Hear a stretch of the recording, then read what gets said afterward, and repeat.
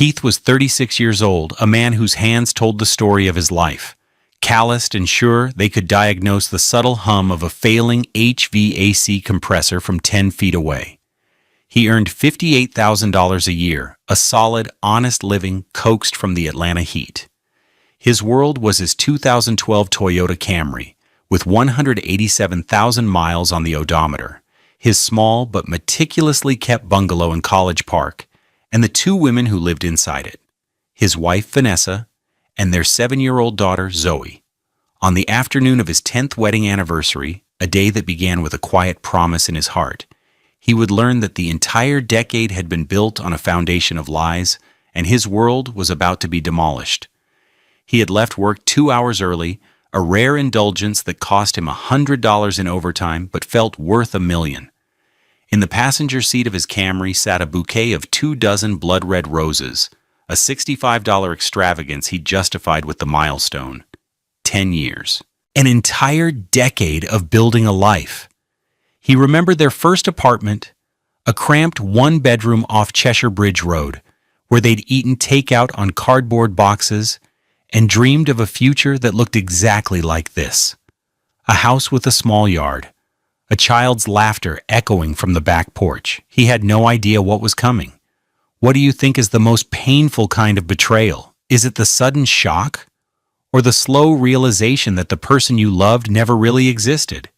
Let us know your thoughts in the comments below, and let's see how Keith's story unfolds. Their life to Keith was a portrait of hard-won normalcy. Mornings began at 5:30 a.m. with the quiet click of his $89 Timex watch on the nightstand. While Vanessa slept in, her silk eye mask a permanent fixture, Keith would move through the silent house. He'd pack Zoe's lunch, a turkey sandwich, apple slices, a small bag of goldfish crackers, and a note written on a napkin. "Have a great day, my little star. Love, Daddy." He'd check the filters on their home's HVAC unit, a professional habit, ensuring the air his family breathed was clean. Theirs was a home built on his labor. The mortgage on the 1,400-square-foot bungalow was $1,280 a month, a payment he never missed. He'd personally laid the $2,000 worth of sod in the backyard for Zoe to play on. He'd spent a month of weekends building her a swing set from a $450 kit he'd bought at Lowe's. His hands raw, but his heart full as he watched her first flight toward the sky. Vanessa's world was different. She worked in marketing, a job that seemed to involve more lunches and networking events than actual desk time. Her salary was a vague figure she rarely discussed, but her expenses were crystal clear. She favored brands he'd only heard of in magazines. A $2,400 Burberry dress for a conference. A $1,800 Louis Vuitton handbag she called an investment. Her car, a white BMW 3 Series, was a $43,000 lease he'd co-signed for. The $650 monthly payment, a constant tight knot in their budget. "It's about projecting success, Keith," she'd say, her voice smooth and dismissive when he'd gently question a credit card bill that topped $3,000. "You have to spend money to make money. It's a language people in my world understand." He didn't understand the language, but he understood her, or he thought he did. He saw her ambition as a fire that complemented his steadiness. He was the foundation. She was the beautiful facade. He worked with his hands so she could shake the right ones. He believed in her. When she'd come to him 4 years ago, her eyes wide with excitement about a once-in-a-lifetime investment opportunity, he hadn't hesitated. It was a tech startup. A friend of a friend, she'd explained, was building an app that would revolutionize something. The details were hazy, full of jargon like synergy and scalability. What was clear was the amount, $40,000. It was the exact sum his mother, his beloved mama, had left him when she passed. That money was meant to be the start of Zoe's college fund. "Keith, this isn't just an investment in a company," Vanessa had argued, her hand on his arm, her nails perfectly manicured. It's an investment in us, in our future. This friend, Julian, he's brilliant. The projections are insane. We could turn this 40,000 into $500,000 in 5 years. Imagine what that would mean for Zoe. He'd looked at his daughter, then 4 years old, her bright brown eyes full of trust as she colored at the kitchen table. He imagined giving her everything, a life without the worries that perpetually shadowed his own thoughts. He'd transferred the money. Over the next 4 years, there were more investments. A bridge round of $25,000 from their savings. Another $50,000 from a home equity line of credit he'd reluctantly agreed to.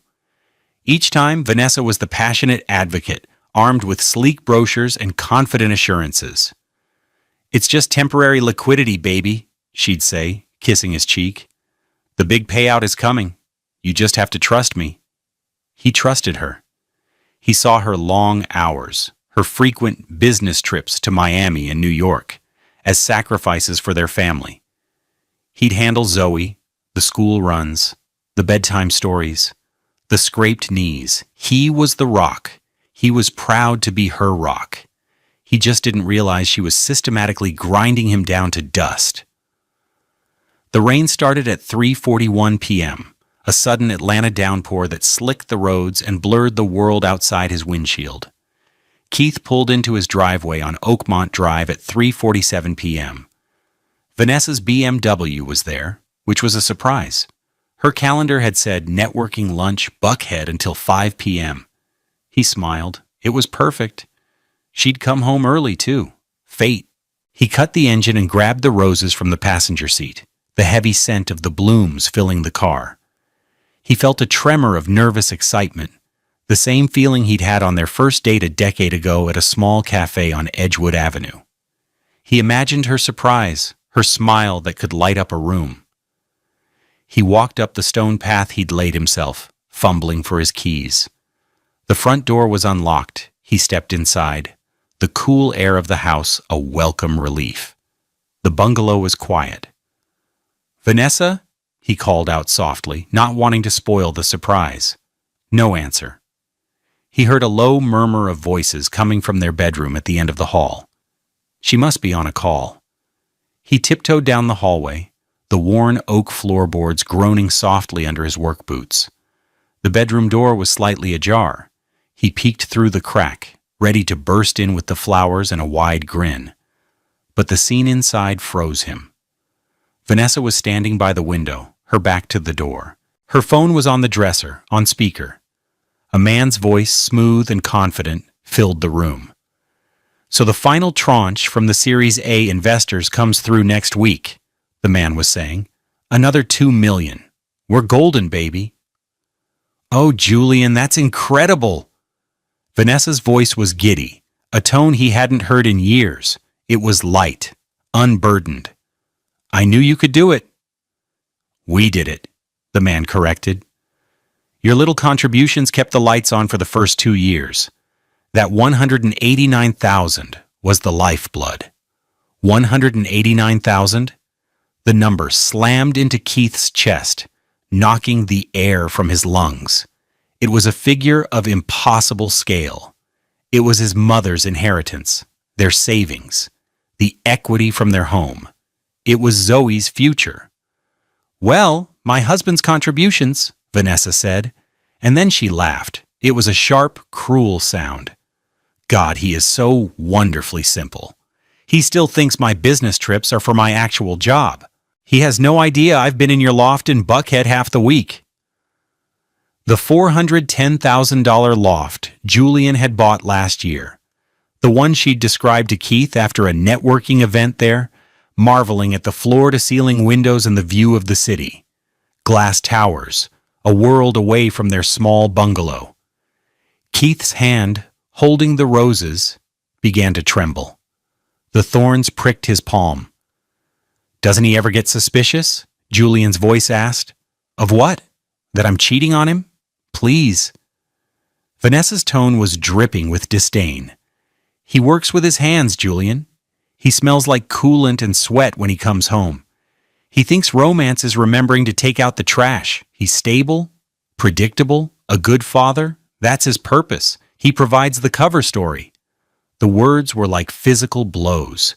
Each one landed with sickening precision. Simple, predictable, cover story. The foundation of his world wasn't just cracked, it was a void. Then came the final fatal strike. I feel a little bad for him sometimes, Julian said, a mock pity in his voice. The poor guy must really love you. Vanessa was silent for a moment. Keith held his breath, a desperate, foolish part of him praying she would defend him, defend them, defend the 10 years of his life he had poured into her. Love him? She said, her voice flat, devoid of all emotion. God, no, I never loved him. He was just convenient. The world went silent, the sound of the rain, the hum of the refrigerator, the beat of his own heart. It all vanished. There was only that sentence, hanging in the air of the home he had built. I never loved him. He looked down at the $65 roses in his hand. The vibrant red seemed to mock him, a cheap symbol for a love that had never existed. Slowly, carefully, he backed away from the door, his movements robotic. He turned and walked back down the hall, each step an agony. He placed the roses on the kitchen counter, their beauty now grotesque. He pulled his phone from his pocket, his fingers clumsy. He opened the voice memo app and pressed record. Then he walked back to the bedroom door and stood there, silent and unseen, as his wife and her lover discussed the intricate details of their 4-year-long betrayal and the financial ruin they had orchestrated together.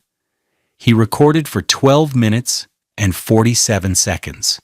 Every lie, every laugh, every dollar amount captured in pristine digital clarity. When he finally walked out the front door and back into the rain, he was a different man. The husband was gone. In his place was a strategist. The next few weeks were a masterclass in deception, a quiet, brutal performance that hollowed Keith out from the inside.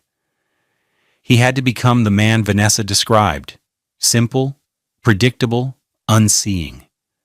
It was the hardest job he'd ever had. Every smile was a lie. Every shared meal was a stomach-churning ordeal. Every night, lying next to her in the bed they'd shared for a decade, was an exercise in pure, cold control. The first test came that very evening. He had disposed of the roses, burying them at the bottom of the trash can under coffee grounds and eggshells. He'd returned to the house at his usual time, 6:15 p.m., feigning a weary sigh as he dropped his keys in the ceramic bowl by the door, a $15 piece of pottery Zoe had made for him. "Hey," he said, his voice carefully neutral as he walked into the kitchen where Vanessa was scrolling through her phone. "Rough day?" she asked, not looking up from the screen. "The usual," he said. He leaned in to kiss her cheek, a familiar gesture that now felt like swallowing glass. Her skin was cold.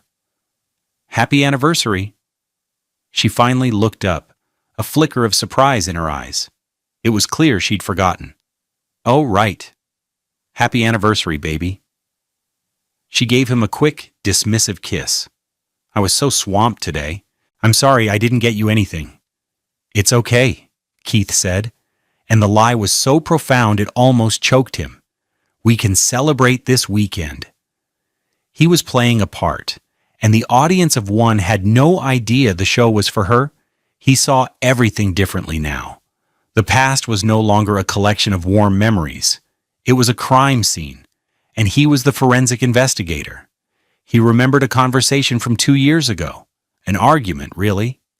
He'd noticed a $15,000 withdrawal from their joint savings account. "It's for the investment, Keith," she'd said, her tone impatient, as if explaining something to a child. The scene played out in his mind with chilling clarity. They were in the living room, the glow of the television, casting long shadows. Julian needed another round of funding to secure a key developer. This is how venture capital works. It moves fast. But you didn't tell me, he'd said, his voice small. That's a lot of money, Vanessa. And you think I don't know that? She'd snapped. I'm the one with the financial acumen here. You fix air conditioners. I build wealth. Just let me do my job, and you do yours. She'd turned back to her laptop, a sleek $2,200 MacBook, effectively ending the conversation. At the time, he'd felt ashamed of his ignorance, of his small-minded worrying. Now he saw it for what it was, a calculated dismissal, a verbal pat on the head while she picked his pocket. Another memory surfaced. A company dinner for her marketing firm last Christmas at a high-end restaurant in Midtown. He'd worn his best suit, a $400 ensemble he'd bought at Men's Warehouse. He felt clumsy and out of place among her colleagues in their expensive tailored clothes. Vanessa had introduced him to her boss, a slick man with a gold watch. "This is my husband, Keith," she'd said. "He works in facilities management." The euphemism stung. He didn't manage facilities, he fixed them. He climbed into sweltering attics and navigated cramped crawl spaces. It was hard, honest work. Her rebranding of it felt like she was ashamed. Later that night, he'd overheard her talking to a coworker. "It must be different," the coworker said. "Being with someone so grounded." Vanessa had laughed, that same sharp, cruel laugh he'd heard on the phone. "He's my rock," she'd said, and the word was an insult. "He keeps me from floating away on a cloud of ambition." Now playing dumb, he had to endure these little cuts every day. One evening, Zoe ran to him, her face a mask of tragedy. "Daddy, my Barbie's arm fell off. Can you fix her?" Keith smiled, a genuine smile for his daughter, the only source of light in his darkening world. He took the $15 doll and headed to his workshop in the garage. "Of course, sweetie, Dr. Daddy is on the case." He had a special epoxy that could fix anything. As he worked, Vanessa appeared in the doorway, phone pressed to her ear. "I know, it's just so domestic," she was saying to someone, her voice low. "No, I can't talk. He's in the garage gluing a doll's arm back on. It's adorable and a little pathetic all at once." He didn't flinch. He just carefully applied a tiny drop of the $8 epoxy to the plastic joint, his hand steady. He was no longer the husband. He was the man in the garage, gathering evidence, meticulously gluing his case together, while the woman in the house had no idea she was living on a demolition site. The most difficult part was Zoe. She was the epicenter of his love. The reason for his restraint? He had to shield her from the coming storm. He redoubled his efforts, pouring all his real, untainted love into her. He made her pancakes shaped like dinosaurs. He read Where the Wild Things Are with all the monster voices. He tucked her in at night, his heart aching with the knowledge that her world was about to be broken. One night after he'd kissed her goodnight, she whispered, "Daddy, why does Mommy go on so many trips?" The innocent question was a dagger. He smoothed her hair, the beautiful coils soft against his rough fingers. "Mommy's job is very important, sweetie. She has to meet a lot of people to help her company grow." It was a half-truth, the most he could manage. He had to maintain the facade, for Zoe's sake. He found his strength in small acts of rebellion. While Vanessa was on a 3-day conference in Miami, which he now knew was a trip to Julian's South Beach condo, Keith made his first move. He opened a new bank account in his name only. He set up a post office box. He started redirecting his paychecks there. It was a small step, but it was a start. He was building a lifeboat while the ship was still, to all outward appearances, sailing smoothly. He was playing the long game, a quiet, surgical demolition. And the first charge had just been set. The second charge was set in a sterile 4th-floor office in downtown Atlanta. The name on the frosted glass door read, "Adebayo and Associates, family, and financial law. The air inside smelled of paper and quiet competence. Femi Adebayo was a sharp, elegant black woman in her late 40s, her hair in intricate locks adorned with silver beads. She listened to Keith's story without interruption, her expression unreadable. He played the 12-minute recording for her. He watched her face as Vanessa's voice filled the quiet office, mocking him, dismissing him, confessing to a love that never was. When the recording ended, Ms. Adebayo was silent for a long moment. She took a slow sip of water from a glass on her mahogany desk. "Mr. Miller," she finally said, her voice calm and firm, "she didn't just break your heart. She and her partner have committed systematic, long-term fraud. This isn't just a divorce. This is a recovery operation." The words sent a shock of validation through him. He wasn't just a cuckolded husband. He was a victim of a crime. "My retainer is $5,000, Ms. Adebayo stated. "We will also need to hire a forensic accountant. I recommend Marcus Thorne. He's the best in the city. His retainer will be $4,500. Our combined hourly rate will be $1,200. Can you manage that?" Keith nodded, the numbers barely registering. He would sell his truck. He would cash in his small 401k. He would do whatever it took. "Yes," he said, his voice hoarse. "Good," she said, a flicker of a smile on her lips, "because we are not just going to divorce her. We are going to dismantle the entire fraudulent enterprise she helped build with your money." The next month was a blur of covert operations. Marcus Thorne, the forensic accountant, was a quiet man with eyes that missed nothing. From a small rented office space that cost Keith $400 a month, they began to build their case. They subpoenaed bank records under a shell company Ms. Adebayo created. The documents arrived in thick manila envelopes, and what they revealed was staggering. It wasn't just the big investments Keith knew about. It was a death by 1,000 cuts. A constant stream of money flowing from their joint accounts to Vanessa's personal credit cards, then paid to entities with innocuous names like Venture Logistics or Apex Consulting. Marcus traced them all. They were shell corporations, registered in Delaware, that funneled the money directly into Julian's startup, ConnectSphere. There were hundreds of transactions, a $2,500 charge for conference fees that ended up in Julian's account, a $5,000 marketing expense that paid for the deposit on the Buckhead loft, a $1,200 payment for web services that matched a receipt for a weekend at the St. Regis Atlanta. It was all there, a 4-year digital trail of theft and betrayal. The grand total was not just the money Keith knew he'd lost. With all the smaller, disguised transactions, Marcus calculated the final number, $189,451.22. "She was clever," Marcus said, pointing to a flowchart he'd created on a whiteboard. "She mixed personal expenses with the investment transfers.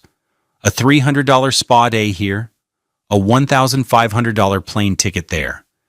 It was designed to look like the high-flying lifestyle of a successful executive, but it was all bankrolled by you and routed to him." While Marcus traced the money, Keith continued his performance at home. He learned to read Vanessa's moods, to anticipate her lies. He installed a keylogger on the family computer, a piece of software that cost $79 and captured every keystroke. He read her emails to Julian, filled with saccharine pet names and complaints about her boring home life. "Can't wait to get out of this stifling little house and back to you," one email read. "Keith is planning to repaint the bathroom this weekend. The excitement is almost too much to bear. LOL." Each word was another piece of evidence, another brick in the wall he was building around her. He copied every email, every text message he could get from her unlocked phone, and uploaded them to a secure cloud drive. The final piece of the puzzle was the investors. Ms. Adebayo's team did a deep dive into ConnectSphere. They discovered the lead investor was a powerful venture capital firm, Sterling Thorn Capital. They were known for their aggressive due diligence. They were sold a lie, Ms. Adebayo explained during a strategy meeting. Julian likely presented your stolen money as friends and family seed funding. He created a false narrative of early belief in his product. When Sterling Thorn finds out their entire investment was predicated on fraud and marital theft, they will not be pleased.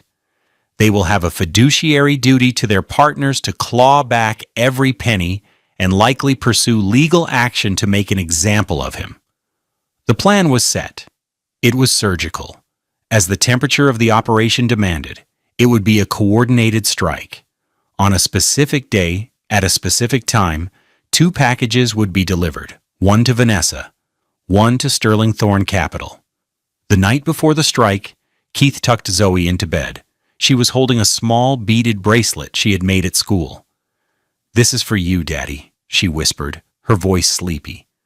She climbed out of bed and walked over to his worn leather toolbox sitting by his dresser. She carefully looped the bracelet around the handle. "So you can think of me at work. You're my hero." Keith knelt and hugged her, burying his face in her hair. He felt a tear escape his eye, the first he'd allowed himself to shed in months. It wasn't a tear of sadness, but of resolve. He was her hero, and heroes protect their family. Tomorrow, he would save his. Have you ever had to put on a brave face while your world was falling apart? It's one of the hardest things a person can do. Share your story of strength in the comments, because your experience might just give someone else the courage they need. The day of the strike was a Tuesday, October 19th. The sky over Atlanta was a brilliant, cloudless blue. Keith woke up at 5:30 a.m., his movements precise and calm. He made Zoe's lunch. He drank his coffee. He kissed his daughter goodbye as she ran for the school bus, her backpack bouncing. He looked at the beaded bracelet on his toolbox. "You're my hero." Vanessa was in a flurry of activity. She was wearing an $8,700 Armani suit, a new purchase she'd claimed was for a crucial investor meeting. "It's a huge day, Keith," she said, applying a final coat of expensive lipstick. My colleague, is closing the Series A funding. This could be it, the big one." "That's great," Keith said, his voice even. He adjusted his simple work shirt, the logo of his HVAC company stitched on the chest. The contrast between them was a chasm, her $8,700 suit next to his $89 Timex watch. "Knock 'em dead." She gave him a distracted peck on the cheek and rushed out the door, the engine of her BMW roaring to life. He knew exactly where she was going, not to a sterile boardroom, but to a celebratory lunch with Julian at Aria in Buckhead, a restaurant where the tasting menu cost $175 per person. At 12:15 p.m., Keith sat in his truck in a parking lot a block away from the restaurant. His heart was pounding a slow, heavy rhythm against his ribs. He had his phone in his hand, open to a group chat Ms. Adebayo had created called Operation Takedown. At 12:28 p.m., a message popped up from Ms. Adebayo's paralegal, a young man named David. "David, Package A, delivered to Sterling Thorn Capital, handed directly to Mr. Henderson's executive assistant. He is their managing partner." The package contained a 200-page binder. It included Marcus Thorn's full forensic accounting report, bank statements with highlighted transfers, copies of Vanessa and Julian's emails, and a transcript of the recording Keith had made. It was a meticulous, undeniable narrative of fraud. Keith's hands were slick with sweat. He took a deep breath. At 12:30 p.m. on the dot, a second message appeared in the chat. This one was from the process server, a burly man named Rick. "Rick, subject served. Package B delivered." She did not take it well. Package B contained the divorce filing, a petition for full custody of Zoe, a temporary restraining order, and a notice of the fraud lawsuit that had been filed against both her and Julian that morning. The top page was a single sheet of paper showing the flow chart of the $189,451.22 flowing from Keith's life into Julian's company. Inside Aria, Vanessa had just raised a $30 glass of champagne. "To us," she said, smiling at Julian across the table. "To the future." Just as their glasses clinked, a man in a nondescript polo shirt approached their table. "Vanessa Miller?" he asked. "Yes," she said, annoyed at the interruption. The man placed a thick legal envelope on the table. "You've been served." He turned and walked away without another word. Vanessa stared at the envelope, a confused frown on her face. Julian laughed. "Probably a subpoena for one of your old marketing campaigns." "Don't worry about it." She opened it. Her smile vanished. Her face, which had been glowing with triumph, went slack. The color drained from her cheeks, leaving behind a pasty, sick-looking mask. Her eyes scanned the first page, the fraud complaint. She saw the dollar amount. She saw Keith's name as the plaintiff. Her hand started to shake, rattling the champagne glass. "What is it?" Julian asked, his own smile fading. She couldn't speak. She just pushed the envelope across the table. He picked it up, and as he read, his expression mirrored hers. From confusion to disbelief to pure, unadulterated horror. At that exact moment, 20 miles away in a glass tower, Marcus Henderson, the managing partner of Sterling Thorne Capital, was looking at the same evidence. He wasn't horrified. He was cold with rage. He saw the reputation of his firm, his personal credibility, being tied to a sordid case of marital theft. He picked up his phone and dialed his head of legal. "Shut it down," he said, his voice like ice. "Freeze all transfers to ConnexSphere immediately, and get our litigation team ready. We're clawing back every single dollar." Back in Buckhead, Vanessa's phone began to buzz. It was a text from her bank. "Alert! Your credit card ending in 4821 has been suspended." Another buzz. "Alert! Your credit card ending in 9337 has been suspended." Keith had called the credit card companies that morning and, as the primary account holder, had her removed. Julian's phone rang. It was his bank. The multi-million-dollar wire transfer had been frozen, pending an investigation. His company accounts were locked. The lifeblood had been cut off. He looked at Vanessa, his eyes wide with panic and accusation. "What did you do?" he hissed. Her world was collapsing in real time. The waiter arrived with their appetizers, oblivious. The sight of the artfully arranged food, the symbol of the life she thought she had secured, made her want to vomit. She stood up, knocking over her chair, and ran out of the restaurant. Keith watched from his truck as she burst onto the street, her face a mess of tears and panic. She fumbled for her car keys, trying to unlock the BMW. The key fob beeped, but the doors wouldn't open. A final text message arrived on her phone. It was from Keith. "Keith, the car is in my name. I've had it remotely disabled. You'll need to find another way home." She stared at the message, then at the useless key fob, then at the imposing glass towers of Buckhead that had once seemed like a promise. Now they were just monuments to her ruin.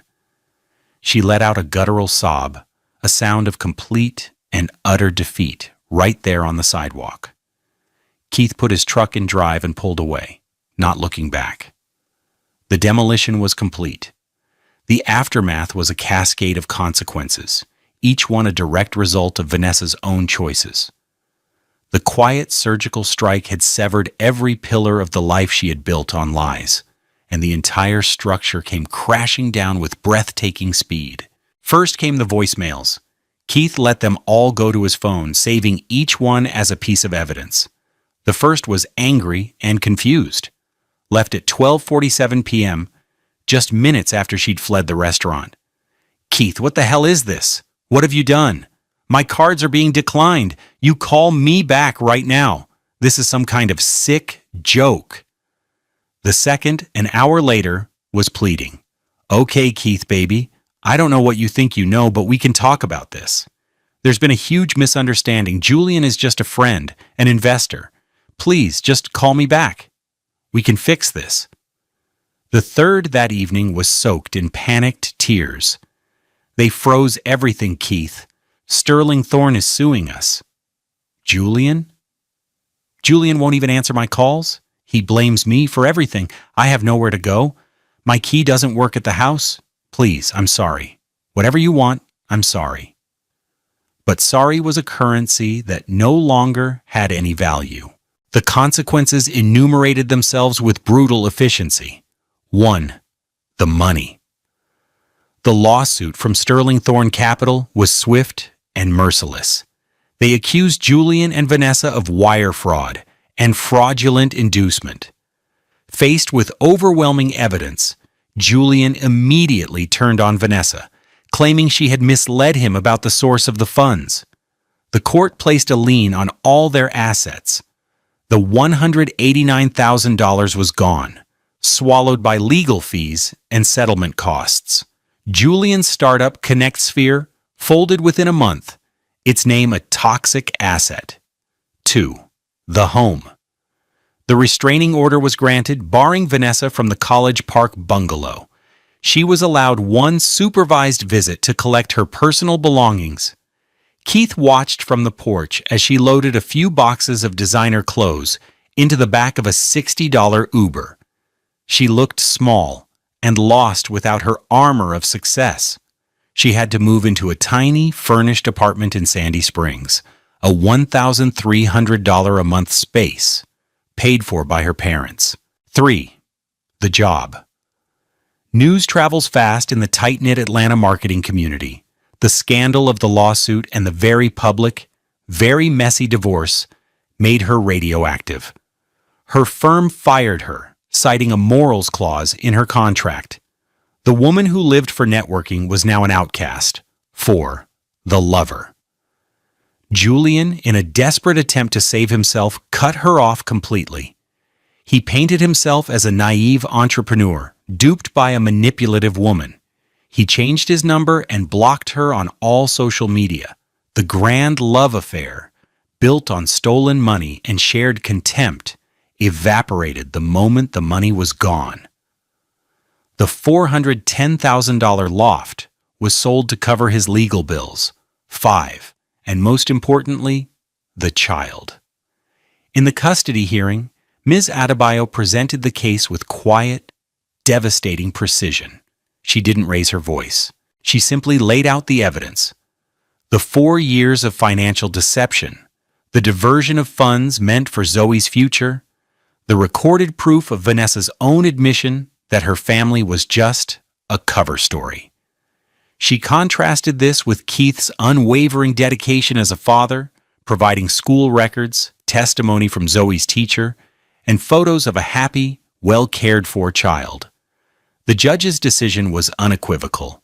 Keith was awarded sole physical and legal custody of Zoe. Vanessa was granted supervised visitation twice a month. The judge was particularly scathing in his summary, noting that Vanessa's actions demonstrated a profound and disturbing lack of judgment and a prioritization of personal greed over the well-being of her child. It was a total victory, but Keith felt no joy, only a grim sense of justice. He had not sought revenge, he had sought accountability. He had protected his daughter. That was all that mattered. The storm had passed, and in the quiet aftermath, he and Zoe were the only two left standing on the foundation that remained. A foundation built not of money or ambition, but of a father's simple, unbreakable love. 1 year later, the sun shone brightly over College Park. The heat of the Atlanta summer was just beginning to build, and the hum of a newly installed, high-efficiency HVAC unit could be heard from the bungalow on Oakmont Drive. But this time, the unit wasn't one Keith was fixing. It was one he had sold. The sign on the side of his new, clean work van read, Legacy HVAC, Quality and Integrity, Keith Miller, owner. After the divorce was finalized, the court had ordered the marital assets to be divided. But there were very few assets left. The house was his. The debt was hers. From the wreckage, Keith had salvaged a small settlement, just over $50,000. It wasn't the fortune Vanessa had squandered, but it was enough. He didn't use it to buy a new car or take a vacation. He invested it in himself. He got his master HVAC license, bought the used van for $15,000, and invested in $10,000 worth of the best tools on the market. He started his own company. His business was built on the principles he lived by: honesty, hard work, and fair pricing. Word of mouth spread quickly. People trusted the quiet, serious black man who showed up on time, diagnosed the problem accurately, and never overcharged. His income had nearly doubled, but his life had become simpler, richer. His evenings were no longer filled with a tense silence, but with the sounds of Zoe's laughter. They gardened together in the backyard, their hands in the rich soil. They did homework at the kitchen table. They had movie nights with popcorn and blankets. Their small bungalow, once a stage for a terrible play, was now a sanctuary. It was filled with authentic love. One Saturday afternoon, Zoe sat on the living room floor, drawing with a set of new crayons. She was focused, her tongue sticking out of the corner of her mouth. "What you making, sweetie?" Keith asked, looking up from a parts invoice. "It's our family," she said, her voice serious. She held up the drawing. On the paper were two figures holding hands under a smiling sun. One was tall, the other small.